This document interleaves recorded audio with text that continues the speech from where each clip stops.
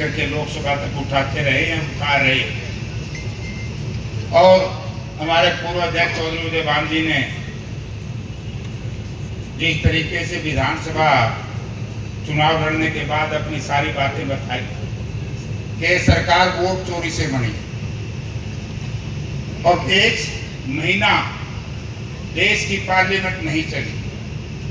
दो बात को लेकर देश के प्रधानमंत्री, देश के गृह मंत्री, देश के रक्षा मंत्री, हमारे आदरणीय नेता राहुल गांधी जी की बातों का जवाब नहीं देते। और एक लंबी लड़ाई के बाद बड़ी मुश्किल से शायद आप लोगों को ये बहकाते रहे कि विपक्ष या कांग्रेस के इंडिया गठबंधन हाउस में चलने देता है। हाउस हम चलाना चाहते थे।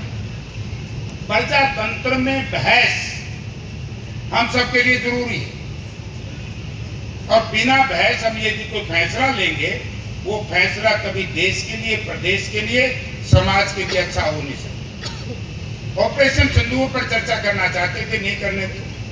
चर्चा शुरू हुई। हमारे होनहार सांसद, दो हमारे नौजवान सांसद, हमारे डिप्टी लीडर और दीपेंद्र सिंह, इन्होंने शुरू की और आदरणीय प्रियंका जी ने तो बटी काट दी। तो हमने देखा होगा। अब बात करते वोट चोरी के उदयभान जी, ये तो वोट चोर नहीं तो सारा सौदा चोर है। जब विपक्ष की बात का जवाब ही कोई ना देवे, ना देश के रक्षा मंत्री, देश के ऑपरेशन सिंदूर में क्या हुआ देश की जनता जानती थी, ना माननीय गृह मंत्री जी देश के, ये जब हम 14 सांसद में उसमें शामिल था। हम उस दिन वहीं थे श्रीनगर में।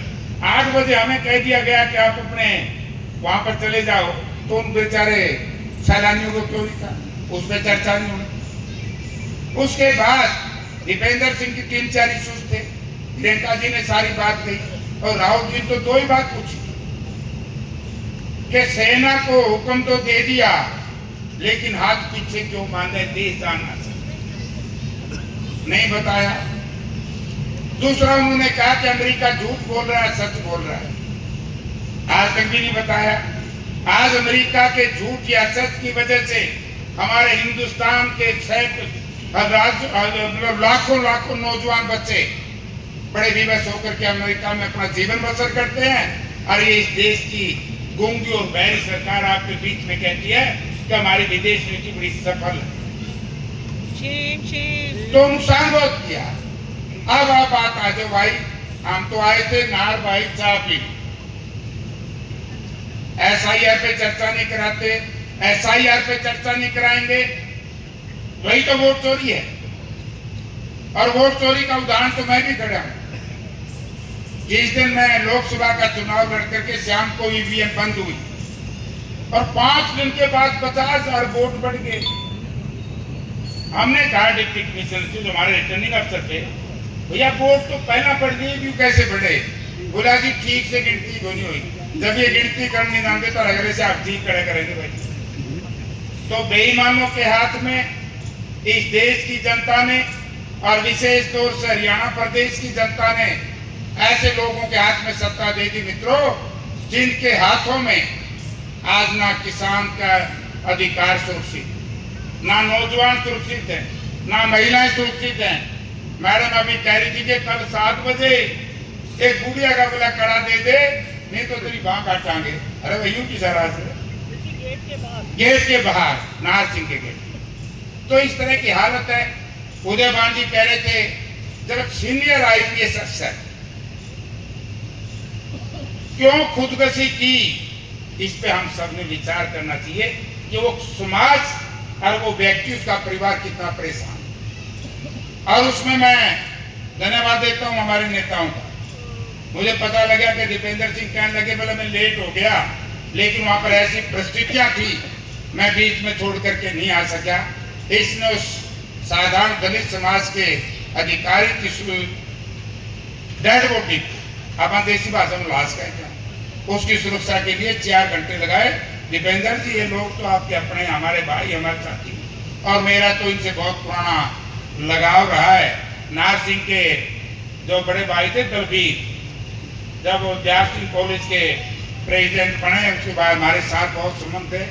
और भाई यूं भी था तो मेरे गिला ठीक है, लेकिन भाई तो मैंने बड़ा माना था, लेकिन कुआ चूक कर दिया था। मैं एक दिन बोला रहा ना नार सिंह मारा कुआवत है, बोला तारा चार अड़े आज हैं, बोला बोली छेड़ अड़े ना तेरा अच्छे ना मेरा अच्छे। तो भाई सारे ठीक ठाक हो गए। आज प्रदेश चाहता है, जो प्रदेश के साथ ठगी हुई है, उस ठगी से मुक्ति हासिल करने के लिए, उन ठग प्रवृत्ति के नेताओं से पीछा छुड़वाने के लिए आज आपके सामने माननीय हमारी पार्टी के नेता माननीय राहुल गांधी जी ने, हमारे अध्यक्ष खड़गे साहब ने, हम सब की नेता सोनिया गांधी जी ने, प्रियंका गांधी जी ने, वेणुगोपाल बी के हरिप्रसाद जी ने मिलकर के एक फैसला लिया। पहले अध्यक्ष बनाए, बहुत बढ़िया, कोई विरोध नहीं, प्रजातांत्रिक तरीके से। उसके बाद अब स्टेट बना दी। अब 10 दिन हो गए ना बड़ी ना स्टेट। अब सांप की तरफ, जैसे सांप काटने के बाद घायल हो जाते हैं, बेहोश। आज सारी पार्टियां, चाहे वो बीजेपी हो, चाहे उसके वोट काटो पार्टी हो, और चाहे उनके अप्रत्यक्ष रूप से समर्थक हो, सब के सब मर्द पराए पड़े हैं। क्यों पड़े हैं? क्योंकि पार्टी ने बहुत बढ़िया निर्णय लिया है। प्रदेश का विधायक दल, प्रदेश की जनता चाहती थी कि एक बार फिर चौधरी भूपेंद्र सिंह हुड्डा को ला करके और जिस तरीके लड़ाई लड़े, और फिर उनका साथ में बहुत बढ़िया हमारा नौजवान साथी विवेक भाई कह रहा था, बोला नौजवान को नहीं यार, मेरी उम्र के हिसाब से तो नौजवान में हो। राव नरेंद्र सिंह बढ़िया है, 3 बार का विधायक है, तो एक टीम बनाई और भी बहुत से लोग उसमें शामिल होंगे। लेकिन मैं एक बात कहना चाहूँ, अब की बात ये करनाल वाले बकाई में आ जाए, हम कैथल जी वाले को नहीं आते, आ जाओ ना बैठा से, हैं सारा फट्टड़ मार के त्याग दिया है मेरे यारों।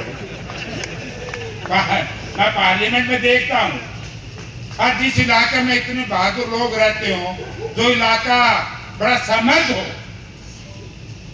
उस इलाके के साथ ठगी होगी, जो धारे के लिए ठगी होगी, हम क्यों कर बचाएंगे साल दिन बाद। ईवीएम तो ठीक कर देंगे, वाइफ के ठीक हो जाएगी, 5-7 घंटे रहो, सारी पोल खुल जाएगी। मैं एक बार फिर मैं जिम्मेवारी लाके जाऊं भाई, उन अफवाहों से भी सावधान रहो, उन लोगों से भी सावधान रहो जो सीधे डायरेक्ट या इनडायरेक्ट बांगे टायर के, कोई दल हो, कोई व्यक्ति हो, जो बीजेपी का मजबूत करने का काम कर रहे हैं, हम सब ने उनका जम करके विरोध करना चाहिए। खेत में, खलियान में, दुकान में, गांव में, सबको मुंह तोड़ जवाब दो। और कांग्रेस पार्टी का मुकाबला राहुल गांधी जी का लोहा भारत सरकार के प्रधानमंत्री ने मान लिया। जो उन्होंने कहा था वो पूरे देश में सच निकलने लग रहा है। इसलिए कांग्रेस का हाथ कोई पकड़ नहीं सकता। बस हम ना किसी का कान कुर्सी ला के नुकसान ना कर बैठियो। आपका बहुत बहुत धन्यवाद।